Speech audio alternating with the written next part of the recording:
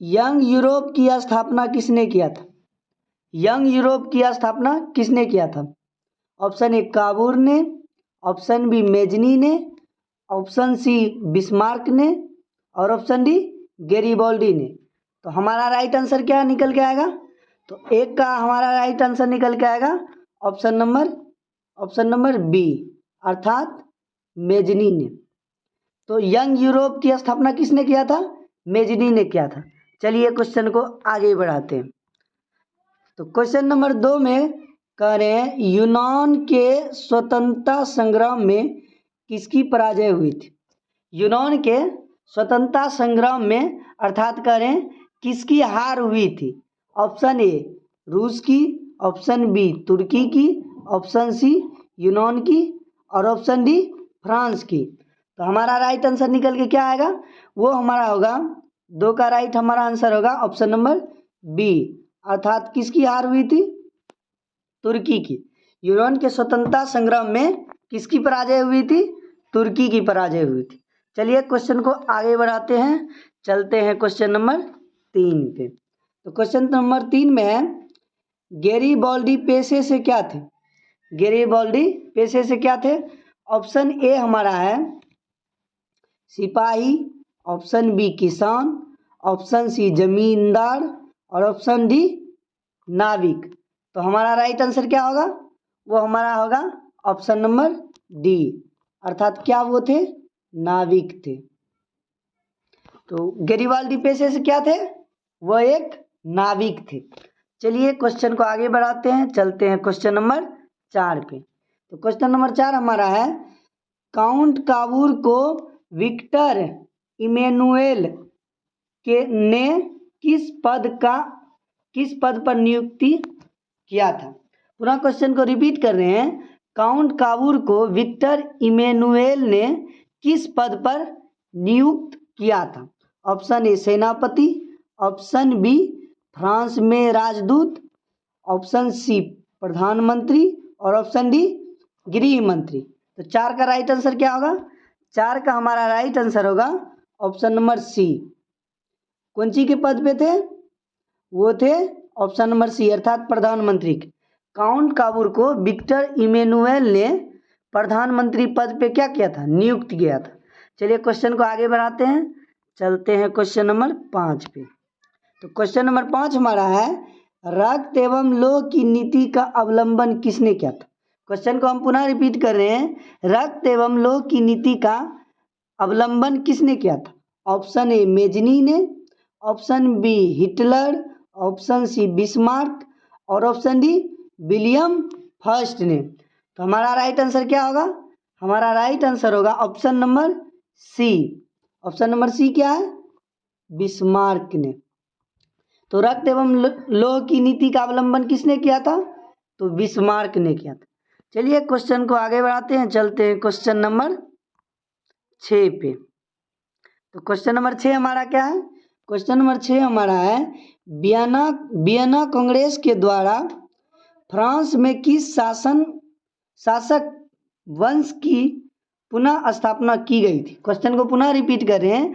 Vienna Congress के द्वारा France में किस शासक वंश की पुनः स्थापना की गई थी? Option a Habsburg, option b आलिया, ऑप्शन सी बुर्बो वंश और ऑप्शन डी क्या करें? ऑप्शन डी हमारा है जारहशाही। ऑप्शन सी क्या है? जारहशाही। डी ऑप्शन डी क्या है? जारहशाही। तो हमारा राइट बाबू आंसर क्या निकल के आएगा? वो हमारा राइट आंसर होगा option number C.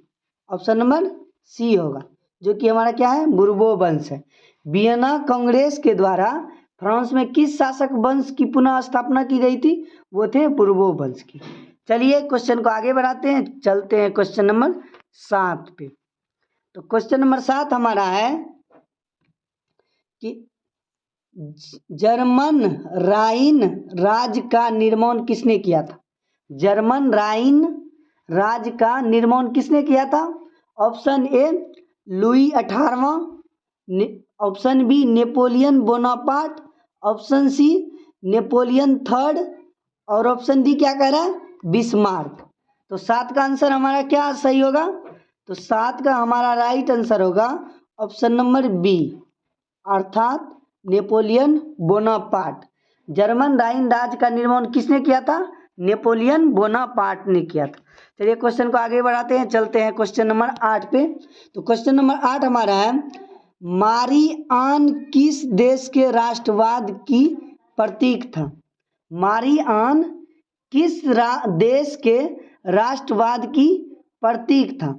Option A France, option B रूस, ऑप्शन सी इटली और ऑप्शन डी जर्मनी। तो राइट आंसर क्या होगा, 8 का हमारा राइट आंसर होगा ऑप्शन नंबर ए, जो कि हमारा क्या है, फ्रांस है। 8 का हमारा राइट आंसर क्या होगा, ऑप्शन नंबर ए, जो कि हमारा फ्रांस है। चलिए क्वेश्चन को आगे बढ़ाते हैं, चलते हैं क्वेश्चन नंबर 9 की ओर। तो क्वेश्चन नंबर 9 हमारा क्या है, क्वेश्चन नंबर 9 हमारा है, 1830 की क्रांति के बाद फ्रांस में किस प्रकार का शासन स्थापित हुआ। 1830 की क्रांति के बाद फ्रांस में किस प्रकार का शासन स्थापित हुआ। ऑप्शन ए निरंकुश राजतंत्र, ऑप्शन बी संघीय शासन व्यवस्था, ऑप्शन सी गणराज्य और ऑप्शन डी संवैधानिक राजतंत्र। तो 9 का हमारा राइट आंसर क्या होगा, 9 का हमारा राइट आंसर होगा ऑप्शन नंबर ए। क्या होगा, ऑप्शन नंबर ए हो जाएगा। 9 का राइट आंसर क्या होगा, ऑप्शन नंबर ए, जो कि क्या है, निरंकुश राजतंत्र है। क्या है, निरंकुश राजतंत्र। तो हमारा 9 का जो राइट आंसर होगा क्या होगा, निरंकुश राजतंत्र। 1830 की क्रांति के बाद फ्रांस में निरंकुश राजतंत्र का शासन स्थापित हुआ। चलिए क्वेश्चन को आगे बढ़ाते हैं, चलते हैं क्वेश्चन नंबर 10 पे।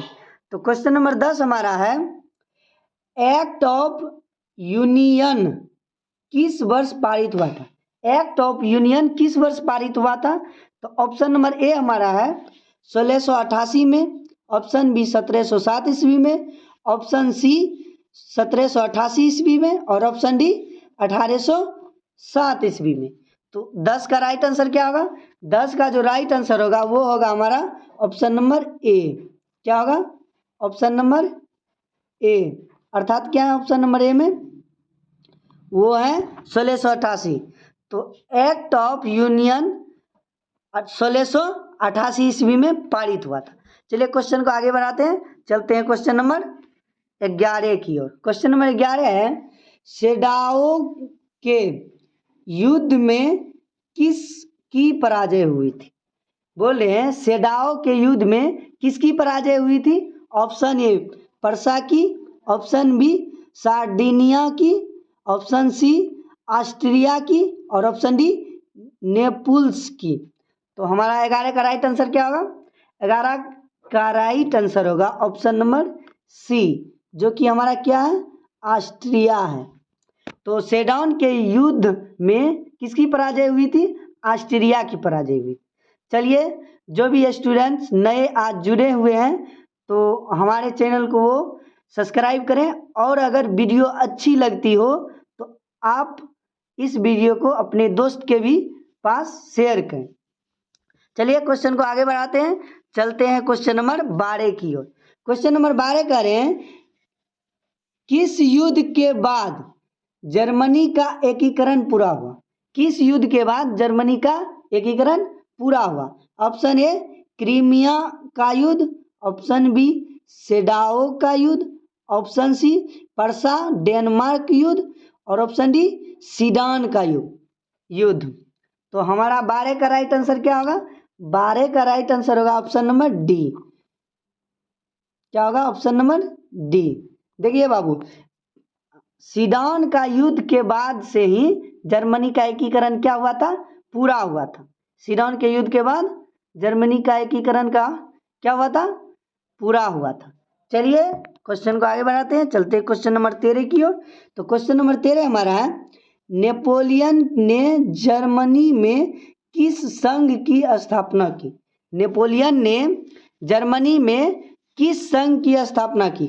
ऑप्शन ए ट्रांसपेडेन संघ, ऑप्शन बी सिसेलपाइन संघ, ऑप्शन बी क्या है?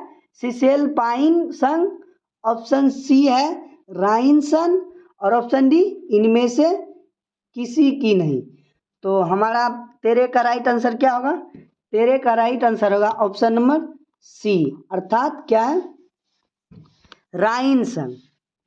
तो नेपोलियन ने जर्मनी में राइन संघ की स्थापना की थी। कौन से संघ की? राइन संघ की। चलिए क्वेश्चन को आगे बढ़ाते हैं, चलते हैं क्वेश्चन नंबर 14 की ओर। तो क्वेश्चन नंबर 14 हमारा है जॉलवेराइन की स्थापना किस राज्य ने की? जॉलवेराइन की स्थापना किस राज्य ने की? तो ऑप्शन ए पर्सा, option B Austria, option C Sardinia और ऑप्शन डी क्या है? फ्रांस है। तो 14 का राइट आंसर क्या होगा? 14 का राइट आंसर हमारा होगा ऑप्शन नंबर ए, जो कि हमारा क्या है? फ्रांस है। क्या है? सॉरी, क्या है ऑप्शन नंबर ए? प्रसा है। तो जॉलवेराइन की स्थापना किस राज्य ने की थी? तो प्रसा ने की थी। किसने की थी? प्रसा ने की थी। चलिए क्वेश्चन को आगे बढ़ाते हैं, चलते हैं क्वेश्चन नंबर 15 की ओर। क्वेश्चन नंबर 15 हमारा है हंगरी की भाषा क्या थी? हंगरी की भाषा क्या थी?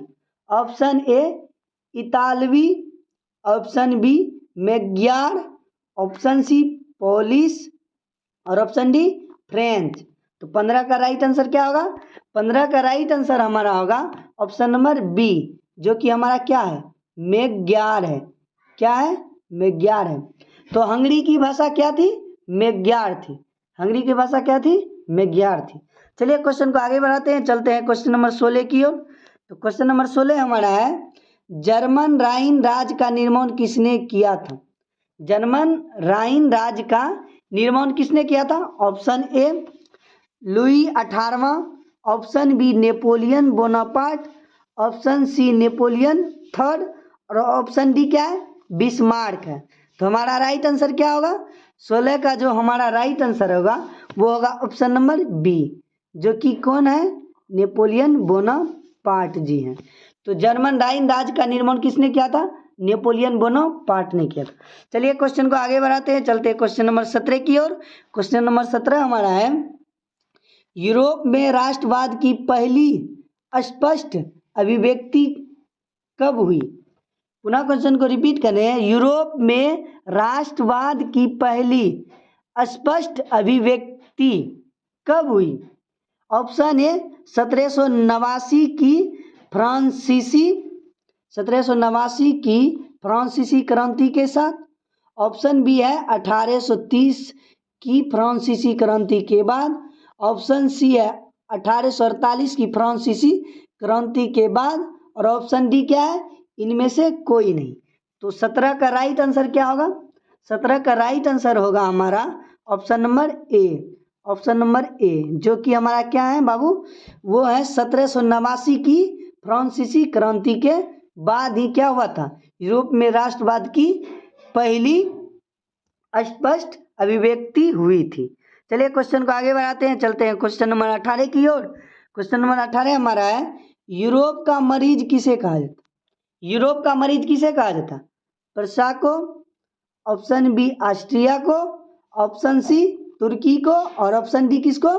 ब्रिटेन को। तो 18 का राइट आंसर क्या होगा? 18 का हमारा जो राइट आंसर होगा वो होगा ऑप्शन नंबर सी, जो कि क्या है? तुर्की है। यूरोप का मरीज किसे कहा जाता है? तुर्की को कहा जाता है।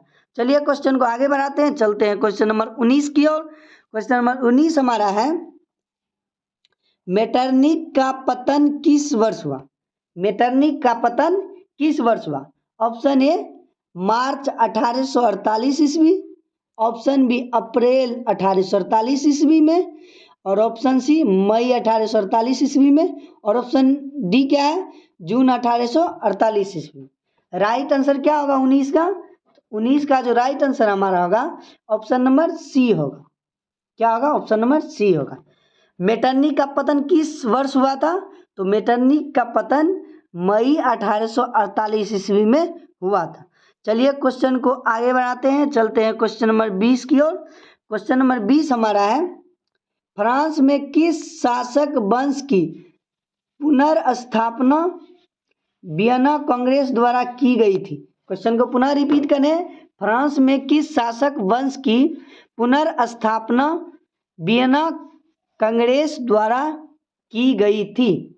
ऑप्शन ए आलिया वंश, ऑप्शन बी बुर्बो वंश, ऑप्शन सी हैब्सबर्ग और ऑप्शन डी क्या है? जार शाही। तो हमारा राइट आंसर क्या होगा?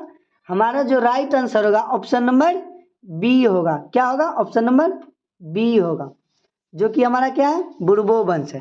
फ्रांस में बुर्बो वंश की पुनः स्थापना किसने किया था? वियना कांग्रेस द्वारा किया गया था।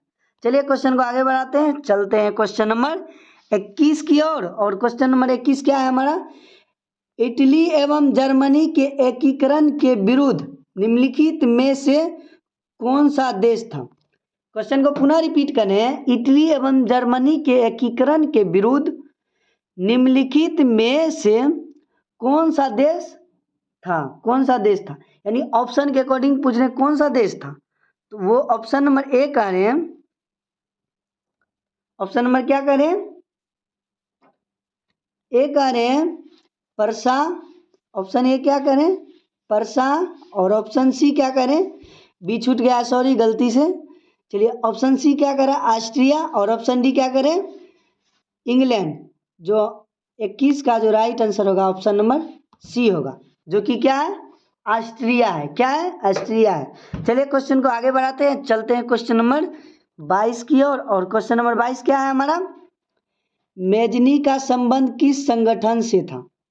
पुनः क्वेश्चन को रिपीट कर रहे हैं, मेजनी का संबंध किस संगठन से था? ऑप्शन ए लाल सेना, ऑप्शन बी चेका, ऑप्शन सी लाल कुर्ती और ऑप्शन डी कार्बोनरी। तो 22 का राइट आंसर क्या होगा? 22 का जो हमारा राइट आंसर होगा वो होगा कार्बोनरी, अर्थात ऑप्शन नंबर डी। तो मेजनी का संबंध किस संगठन से था? कार्बोनरी से था। चलिए क्वेश्चन को आगे बढ़ाते हैं, चलते हैं क्वेश्चन नंबर 23 की ओर। क्वेश्चन नंबर 23 है, जालबेरिन एक संस्था थी। तो जालबेरिन एक संस्था थी, किसकी थी? ऑप्शन ए व्यापारियों की, ऑप्शन बी क्रांतिकारियों की, ऑप्शन सी बुद्धिजीवियों की और ऑप्शन डी सामंतों की।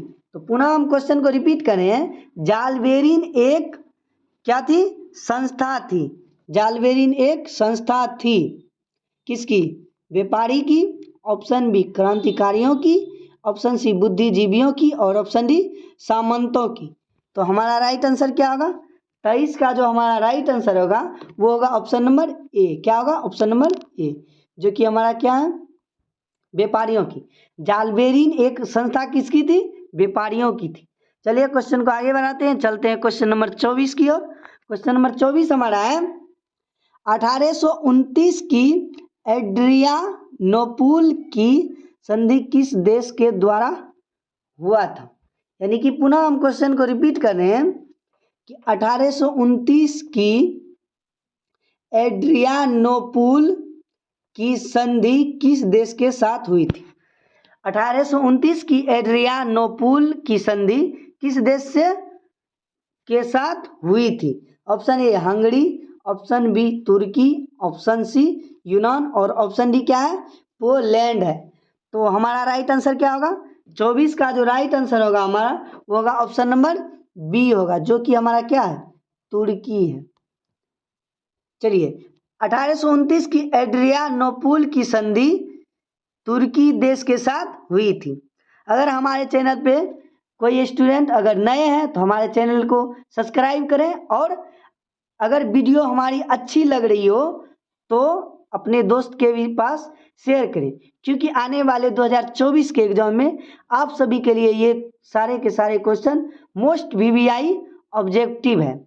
चलिए क्वेश्चन को आगे बढ़ाते हैं, चलते हैं क्वेश्चन नंबर 25 की ओर। तो चलिए क्वेश्चन नंबर 25 हमारा है, काउंट काबूर को विक्टर इमैनुएल ने किस पद पर नियुक्त किया था? क्वेश्चन पुनः रिपीट आ गया है, चलिए पुनः फिर से जान लेते हैं। काउंट काबूर को विक्टर इमैनुएल ने किस पद पर नियुक्त किया था? ऑप्शन ए गृह मंत्री, ऑप्शन बी सेनापति, ऑप्शन सी फ्रांस का राजदूत और ऑप्शन डी क्या है? प्रधानमंत्री है। तो आप सबको पता ही होगा कि इसका राइट आंसर क्या होगा? ऑप्शन नंबर डी, जो कि क्या है? प्रधानमंत्री है। तो काउंट काबूर को विक्टर इमैनुएल ने प्रधानमंत्री पद पर क्या किया था? नियुक्त किया था। चलिए क्वेश्चन को आगे बढ़ाते हैं, चलते हैं क्वेश्चन नंबर 26 की ओर। तो चलिए क्वेश्चन नंबर 26 हमारा है, गैरीबाल्डी पेशे से क्या थे? ये भी क्वेश्चन पुनः रिपीट हो रहा है। गैरीबाल्डी पेशे से क्या थे? ऑप्शन ए कह रहे हैं नाविक था, ऑप्शन बी किसान था, ऑप्शन सी सैनिक था और ऑप्शन डी दार्शनिक था। तो आप सबको पता ही होगा कि गैरीबाल्डी पेशे से क्या थे? वो एक नाविक थे। क्या थे? नाविक थे। नाविक किसको कहते हैं पता है? नाविक उसको कहते हैं जो नाव चलाते हैं। चलिए क्वेश्चन को आगे बढ़ाते हैं, चलते हैं क्वेश्चन नंबर 27 की ओर। क्वेश्चन नंबर 27 हमारा है, इटली एवं जर्मनी वर्तमान में किस महादेश के अंतर्गत है? क्वेश्चन का हम पुनः रिपीट कर रहे हैं, इटली एवं जर्मनी वर्तमान में किस महादेश के अंतर्गत आते हैं? तो ऑप्शन ए हमारा है दक्षिणी अमेरिका, ऑप्शन बी यूरोप और ऑप्शन सी उत्तरी अमेरिका और ऑप्शन डी क्या है? पश्चिमी एशिया। तो हमारा राइट आंसर क्या होगा? हमारा राइट आंसर होगा 27 का ऑप्शन नंबर बी, जो कि क्या है? यूरोप है। क्या है जी? यूरोप है। तो इटली एवं जर्मनी वर्तमान में यूरोप महादेश के अंतर्गत हैं। चलिए क्वेश्चन को आगे बढ़ा रहे हैं, चलते हैं क्वेश्चन नंबर 28 की ओर। तो क्वेश्चन नंबर 28 हमारा है, रक्त एवं लोह की नीति का अवलंबन किसने किया था? रक्त एवं लोह की नीति का अवलंबन किसने किया था? तो ऑप्शन ए है हिटलर ने, ऑप्शन बी विलियम प्रथम और ऑप्शन सी बिस्मार्क और ऑप्शन डी हमारा क्या है? एक मेजनी है। क्या है? मेजनी है। तो हमारा राइट आंसर क्या होगा? 28 का जो राइट आंसर होगा ऑप्शन नंबर क्या होगा? सी होगा, जो कि हमारा क्या है? बिस्मार्क जी हैं। कौन है? बिस्मार्क जी। तो रक्त एवं लोह की नीति का अवलंबन किसने किया था?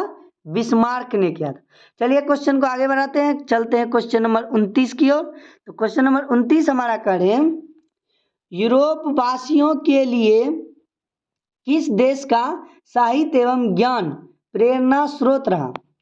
यूरोप वासियों के लिए किस देश का साहित्य एवं ज्ञान प्रेरणा स्रोत रहा?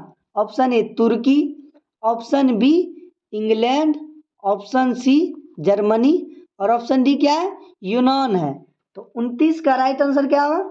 29 का जो राइट आंसर होगा हमारा ऑप्शन नंबर डी होगा, जो कि हमारा क्या है? यूनान है। तो यूरोप वासी के लिए यूनान देश का साहित्य एवं ज्ञान क्या हुआ था?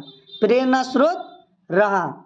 चलिए क्वेश्चन को आगे बढ़ाते हैं, चलते हैं क्वेश्चन नंबर 30 पे। तो क्वेश्चन नंबर 30 हमारा है, फ्रैंकफर्ट की संधि कब हुई थी? फ्रैंकफर्ट की संधि कब हुआ था?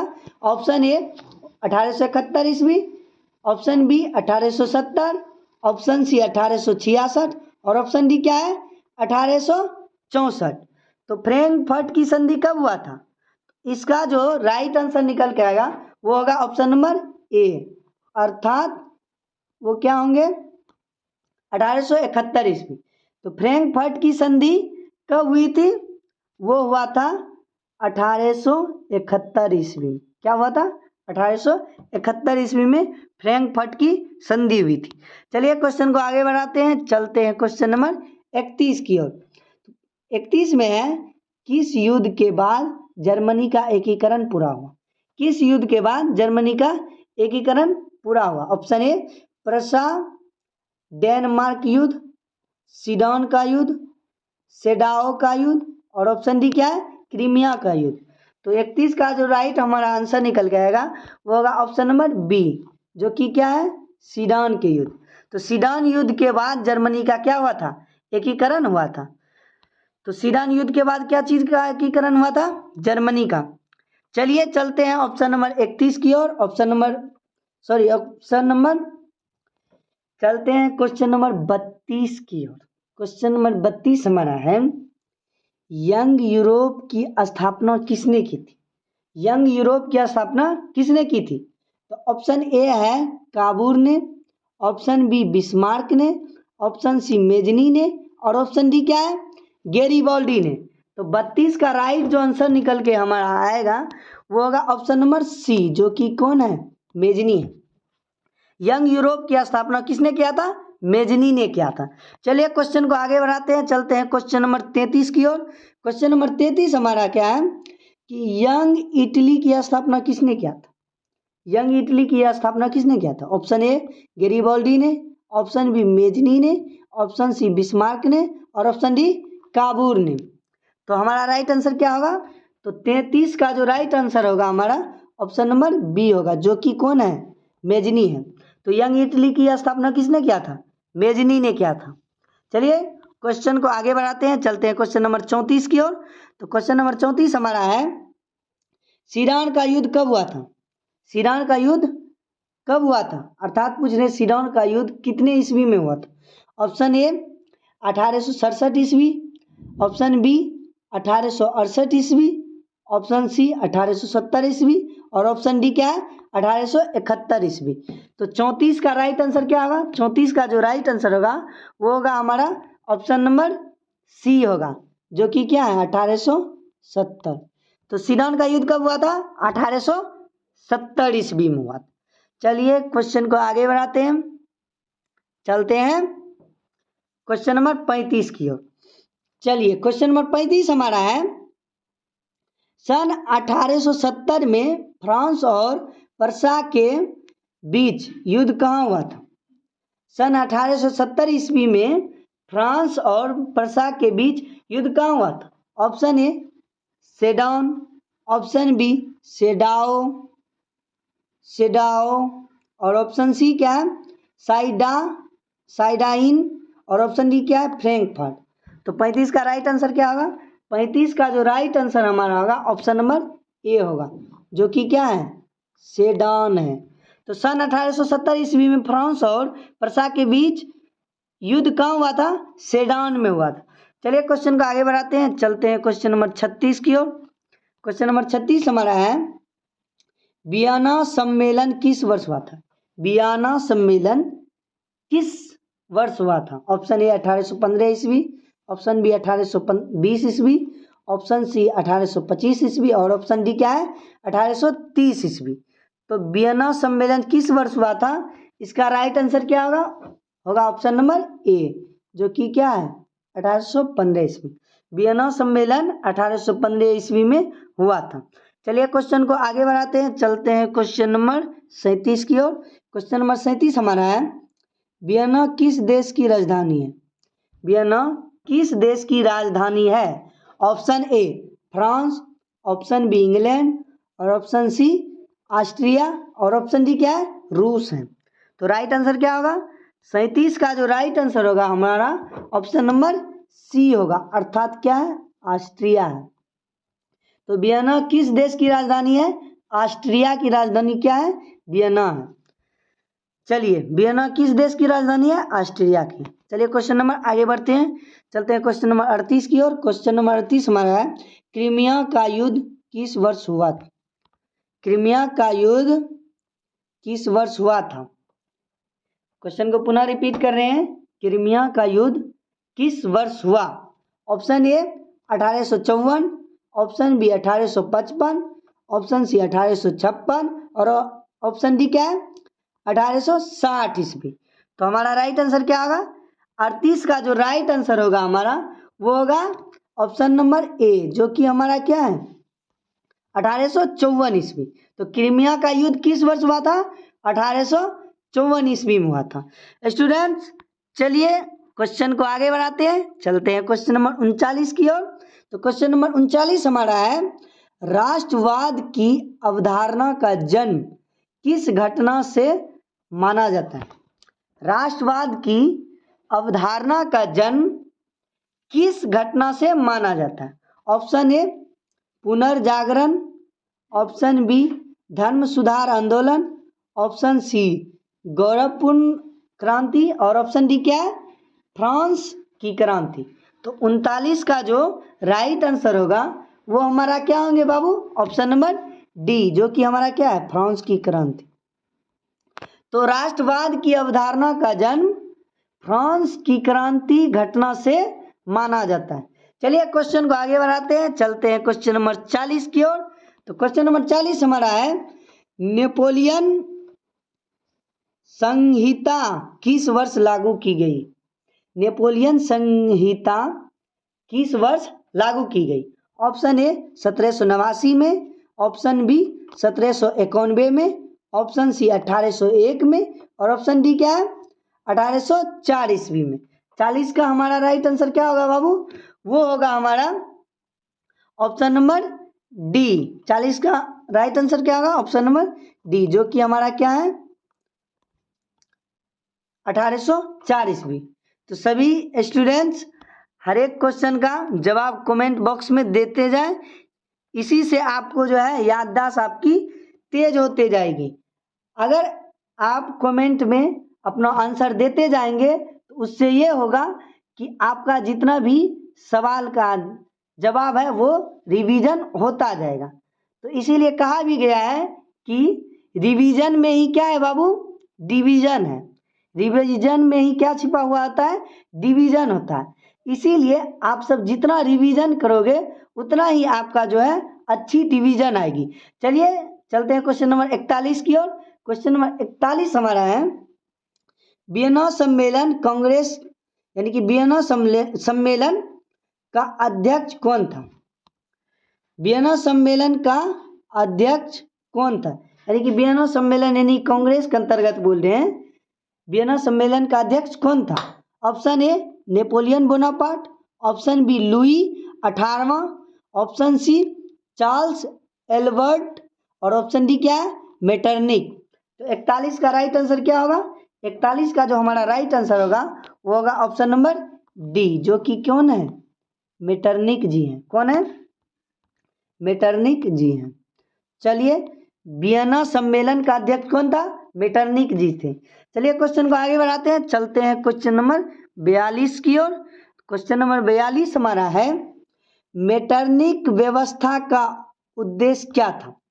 मेटरनिक व्यवस्था का उद्देश्य क्या था? ऑप्शन ए हमारा है गणतंत्र की स्थापना करना, ऑप्शन बी प्रजातंत्र की स्थापना करना, ऑप्शन सी पुरातन व्यवस्था की पुनर्स्थापना करना और ऑप्शन डी क्या है? नेपोलियन की पुनर्स्थापना करना। तो राइट आंसर क्या होगा? 42 का जो हमारा राइट आंसर होगा वो होगा ऑप्शन नंबर सी, जो कि हमारा क्या है बाबू? पुरातन व्यवस्था की पुनर्स्थापना करना। तो मेटरनिक व्यवस्था का उद्देश्य था कि पुरातन व्यवस्था की पुनर्स्थापना करना। चलिए क्वेश्चन को आगे बढ़ाते हैं, चलते हैं क्वेश्चन नंबर 43 की ओर। तो 43 में कह रहे हैं, काउंट काबूर की मृत्यु किस वर्ष हुई थी? काउंट काबूर की मृत्यु किस वर्ष हुई थी? ऑप्शन ए हमारा है 1800 ईस्वी। चलिए ऑप्शन नंबर बी पे आते हैं। ऑप्शन नंबर बी हमारा है 1862 ईस्वी, ऑप्शन सी हमारा है 1864 ईस्वी और ऑप्शन डी क्या है? 1866 ईस्वी। तो हमारा राइट आंसर क्या होगा बाबू? वो हमारा राइट आंसर होगा ऑप्शन नंबर बी। क्या होगा? ऑप्शन नंबर बी, जो कि क्या है? 1862 ईस्वी। तो काउंट काबूर की मृत्यु कब हुई थी बाबू? 1862 ईस्वी में हुई थी। कब हुई थी? 1862 ईस्वी, जो कि हमारा ऑप्शन नंबर बी है। चलिए क्वेश्चन को आगे बढ़ाते हैं, चलते हैं क्वेश्चन नंबर कितना की ओर? क्वेश्चन नंबर 44 की ओर ना चलेंगे? चलिए क्वेश्चन नंबर 44 की ओर चलते हैं। तो क्वेश्चन नंबर 44 हमारा है, इटली और जर्मनी के एकीकरण का विरोधी कौन था? इटली एवं जर्मनी के एकीकरण का विरोधी कौन था? तो ऑप्शन ए है ऑस्ट्रिया, ऑप्शन बी है फ्रांस, ऑप्शन सी है ब्रिटेन और ऑप्शन डी क्या है, रूस है। तो चलिए 44 का राइट आंसर क्या होगा बाबू, 44 का जो राइट आंसर होगा वो होगा हमारा ऑप्शन नंबर ए, जो कि हमारा क्या है, ऑस्ट्रिया है। तो इटली और जर्मनी के एकीकरण का विरोधी कौन था, ऑस्ट्रिया था। चलिए क्वेश्चन को आगे बढ़ाते हैं, चलते हैं क्वेश्चन नंबर 45 की ओर। तो क्वेश्चन नंबर 45 हमारा है, जर्मनी का एकीकरण किस वर्ष पूर्ण हुआ था, जर्मनी का एकीकरण किस वर्ष पूर्ण हुआ था। तो ऑप्शन ए है 1866 ईस्वी, ऑप्शन बी है 1864 ईस्वी, ऑप्शन सी है 1870 ईस्वी और ऑप्शन डी क्या है, 1871 ईस्वी। तो हमारा राइट आंसर क्या होगा, 45 का जो राइट आंसर होगा वो हमारा होगा ऑप्शन नंबर डी, जो कि हमारा क्या है, 1871 ईस्वी। जर्मनी का एकीकरण किस वर्ष पूर्ण हुआ, तो वो हुआ 1871 ईस्वी। अगर हमारा वीडियो अच्छा लग रहा होगा तो वीडियो को लाइक करें। चलिए क्वेश्चन को आगे बढ़ाते हैं, चलते हैं क्वेश्चन नंबर 46 की ओर। तो क्वेश्चन नंबर 46 हमारा है, लाल कुर्ती का गठन किसने किया था, लाल कुर्ती का गठन किसने किया था। ऑप्शन ए मेजनी ने, ऑप्शन बी काबूर ने, ऑप्शन सी गेरिबाल्डी ने और ऑप्शन डी क्या है, बिस्मार्क ने। तो 46 का आंसर क्या होगा बाबू, तो 46 का जो राइट आंसर होगा वो हमारा होगा ऑप्शन नंबर सी, जो कि हमारा क्या है, गेरिबाल्डी है। तो लाल कुर्ती का गठन किसने किया था, तो गेरिबाल्डी ने किया था। चलिए क्वेश्चन को आगे बढ़ाते हैं, चलते हैं क्वेश्चन नंबर 47 की ओर। क्वेश्चन नंबर 47 है, जालवेराइन संघ की स्थापना किस वर्ष हुआ, जालवेराइन संघ की स्थापना किस वर्ष हुआ। ऑप्शन ए है 1830 ईस्वी, ऑप्शन बी है 1832 ईस्वी, ऑप्शन सी क्या है 1834 ईस्वी और ऑप्शन डी क्या है 1836 ईस्वी। तो 47 का राइट आंसर क्या होगा बाबू, 47 का जो राइट आंसर होगा वो होगा हमारा ऑप्शन नंबर सी, जो कि क्या है 1834 ईस्वी। जालवेराइन संघ की स्थापना 1834 ईस्वी में हुआ था। चलिए क्वेश्चन को आगे बढ़ाते हैं, चलते हैं क्वेश्चन नंबर 48 की ओर। तो क्वेश्चन नंबर 48 हमारा क्या है, गास्टिन की संधि किस वर्ष हुई, गास्टिन की संधि किस वर्ष हुई। ऑप्शन ए 1864 ईस्वी, ऑप्शन बी 1865 ईस्वी, ऑप्शन सी 1866 ईस्वी और ऑप्शन डी क्या है 1870 ईस्वी। तो 48 का राइट आंसर क्या होगा बाबू, 48 का जो राइट आंसर हमारा निकल के आएगा वो होगा ऑप्शन नंबर बी, जो कि हमारा क्या है 1865। तो गास्टिन की संधि 1865 ईस्वी में हुई थी। चलिए क्वेश्चन को आगे बढ़ाते हैं, चलते हैं क्वेश्चन नंबर 49 की ओर। और क्वेश्चन नंबर 49 हमारा क्या है, यूरोपीय सभ्यता का पालन किसे कहा जाता है, यूरोपीय सभ्यता का पालना। पुनः क्वेश्चन को रिपीट करें, यूरोपीय सभ्यता का पालना किसे कहा जाता है। ऑप्शन ए इटली को, ऑप्शन बी फ्रांस को, ऑप्शन सी इंग्लैंड को और ऑप्शन डी यूनान को। तो 49 का राइट आंसर क्या होगा, 49 का जो राइट आंसर हमारा निकल के आएगा वो होगा ऑप्शन नंबर डी, जो कि क्या है यूनान है।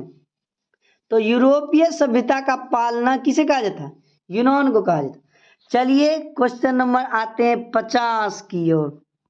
तो क्वेश्चन नंबर 50 क्या है हमारा, क्वेश्चन नंबर 50 हमारा है, एड्रियानोपुल की संधि किस वर्ष हुई थी, एड्रियानोपुल की संधि किस वर्ष हुई थी। ऑप्शन ए 1829 ईस्वी, ऑप्शन बी 1830 ईस्वी, ऑप्शन सी 1831 ईस्वी और ऑप्शन डी हमारा क्या है बाबू, ऑप्शन डी हमारा है 1832 ईस्वी। तो हमारा जो राइट आंसर निकल के आएगा वो हमारा क्या होंगे, ऑप्शन नंबर ए होंगे। कौन होंगे, ऑप्शन नंबर ए, जो कि क्या है 1829 ईस्वी। तो एड्रियानोपुल की संधि 1829 ईस्वी में हुई थी। चलिए क्वेश्चन को आगे बढ़ाते हैं, चलते हैं क्वेश्चन नंबर 51 पे। तो क्वेश्चन नंबर 51 हमारा है, सीडान का युद्ध किनके बीच हुआ था, सीडान का युद्ध किनके बीच हुआ था। ऑप्शन ए ऑस्ट्रिया और प्रसा के बीच, ऑप्शन बी पर्सा डेनमार्क के बीच, ऑप्शन बी सी इटली रोम के बीच, और ऑप्शन डी क्या है, फ्रांस पर्सा के बीच। तो हमारा राइट आंसर क्या निकल के आएगा, वो होगा ऑप्शन नंबर डी। क्या होंगे बाबू, ऑप्शन नंबर डी, जो कि हमारा क्या है, फ्रांस पर्सा। तो सीडान का युद्ध किनके किनके बीच हुआ था, तो फ्रांस एवं पर्सा के बीच हुआ था। चलिए क्वेश्चन को आगे बढ़ाते हैं, चलते हैं क्वेश्चन नंबर कितना 52 की ओर। कितना की ओर, 52 की ओर। चलिए क्वेश्चन नंबर 52 क्या है बाबू, तो क्वेश्चन नंबर 52 हमारा है, किस वर्ष यूनान को एक स्वतंत्र राष्ट्र घोषित किया गया। किस वर्ष यूनान को एक स्वतंत्र राष्ट्र घोषित किया गया। तो ऑप्शन ए है 1830 ईस्वी, ऑप्शन बी है 1832 ईस्वी, ऑप्शन सी है 1834 ईस्वी, और ऑप्शन डी क्या है 1836 ईस्वी। तो 52 का राइट आंसर क्या होगा, 52 का जो राइट आंसर होगा वो हमारा होगा ऑप्शन नंबर बी, जो कि हमारा क्या है 1832 ईस्वी। तो 1832 ईस्वी में यूनान को एक स्वतंत्र राष्ट्र घोषित कर दिया गया था। चलिए क्वेश्चन को आगे बढ़ाते हैं, चलते हैं क्वेश्चन नंबर 53 की ओर। क्वेश्चन नंबर 53 क्या है, किस संधि द्वारा जर्मनी का एकीकरण पूरा हुआ, यानी कि किस संधि के द्वारा जर्मनी का एकीकरण पूरा हुआ। ऑप्शन ए डेनमार्क की संधि, ऑप्शन बी गैस्टीन की संधि, और ऑप्शन सी क्या करें प्राग की संधि, और ऑप्शन डी क्या है फ्रैंकफर्ट की संधि। तो 53 का राइट आंसर क्या होगा, 53 का जो राइट आंसर हमारा होगा वो होगा ऑप्शन नंबर डी, जो कि हमारा क्या है फ्रैंकफर्ट की संधि। तो फ्रैंकफर्ट की संधि के बाद जर्मनी का एकीकरण क्या हुआ था, पूरा हुआ था। चलिए क्वेश्चन नंबर 54 की ओर बढ़ते हैं। तो क्वेश्चन नंबर 54 हमारा है, हंगरी की राजधानी कहाँ है, या हंगरी की राजधानी है ऑप्शन के अकॉर्डिंग। तो ऑप्शन ए है तुर्की, ऑप्शन बी है बुडापेस्ट, और ऑप्शन सी क्या है पर्सा, और ऑप्शन डी क्या है सीडन। तो 54 का राइट क्या होगा आंसर हमारा, 54 का जो राइट आंसर होगा हमारा होगा ऑप्शन नंबर बी, जो कि क्या है बुडापेस्ट है। कौन है, बुडापेस्ट है। तो हंगरी की राजधानी कहाँ थी, बुडापेस्ट थी। चलिए क्वेश्चन को आगे बढ़ाते हैं, चलते हैं क्वेश्चन नंबर 55 की। तो क्वेश्चन नंबर 55 है, गीजो कहाँ का प्रधानमंत्री था। गीजो कहाँ का प्रधानमंत्री था। ऑप्शन ए पर्सा, ऑप्शन बी तुर्की, ऑप्शन सी फ्रांस, और ऑप्शन डी क्या है सीडन है। तो 55 का राइट आंसर क्या होगा, 55 का जो राइट आंसर होगा वो होगा ऑप्शन नंबर सी, जो कि हमारा क्या है फ्रांस है। तो गीजो कहाँ का प्रधानमंत्री था, गीजो फ्रांस का प्रधानमंत्री था। चलिए क्वेश्चन नंबर 56 पे चलते हैं। तो क्वेश्चन नंबर 56 है, सेडाओ का युद्ध किनके बीच हुआ था। सेडाओ का युद्ध किनके बीच हुआ था। ऑप्शन ए ऑस्ट्रिया एवं सीडन के बीच, ऑप्शन बी ऑस्ट्रिया एवं पर्सा के बीच, ऑप्शन सी सीडन एवं पर्सा के बीच, और ऑप्शन डी क्या है तुर्की एवं मिस्र के बीच। तो हमारा राइट आंसर क्या होगा, 56 का जो राइट आंसर होगा वो हमारा ऑप्शन नंबर बी होगा, जो कि हमारा क्या है ऑस्ट्रिया एवं पर्सा। तो सेडाओ का युद्ध किनके बीच हुआ था, ऑस्ट्रिया एवं पर्सा के बीच हुआ। चलिए आज का लास्ट क्वेश्चन को देखते हैं क्या है। तो आज का जो लास्ट क्वेश्चन है वो हमारा है, ओटो को निम्न में से कहाँ का राजा घोषित किया गया। ओटो को निम्न में से कहाँ का राजा घोषित किया गया। ऑप्शन ए रूस, ऑप्शन बी यूनान, और ऑप्शन सी फ्रांस, और ऑप्शन डी क्या है जर्मनी है। तो बाबू इसका जो राइट आंसर होगा आप सभी हमारे कमेंट बॉक्स में आंसर दे दीजिएगा, ठीक है।